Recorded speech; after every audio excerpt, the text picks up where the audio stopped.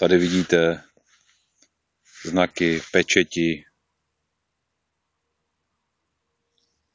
démonického boha Anaela.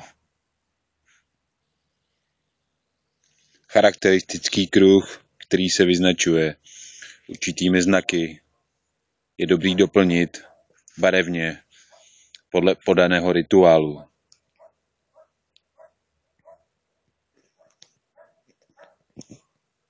Proběhnul malý pokus, který jsem právě vyzkoušel.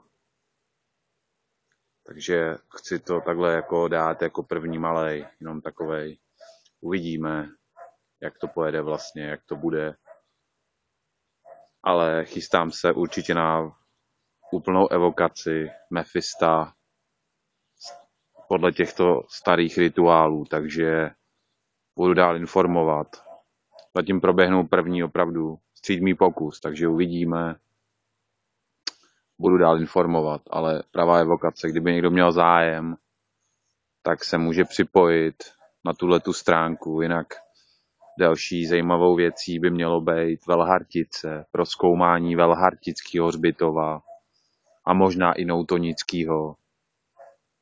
Takže hledali bychom i nějaké médium, které by se připojilo do této sekce, aby jsme mohli prozkoumávat různý prostě okultní vědy. Takže říkám, zájem je hlavně o evokaci démonických bytostí planetárních, na který to spadá. Dále zajímavý jsou i znaky dalšího velchytrého démona planetárního Mephista, který by mohl porozradit spoustu otázek a nabídnout i spoustu odpovědí na některé okultistické věci. Takže i tam bychom se mohli dále připojit k tomuto vědění, co se týče této vlastně planetární bytosti, okultismu.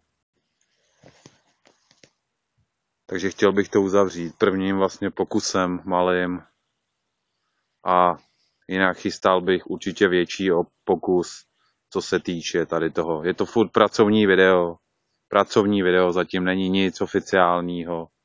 Furt je to pouze jenom tak na můj záznam, abych věděl, abych mohl pak posoudit. Takže určitě chystal bych určitě další praktiky a další výzvědní akce, co se týče této vědy a lovení duchů. Takže jestli chcete, přidejte se.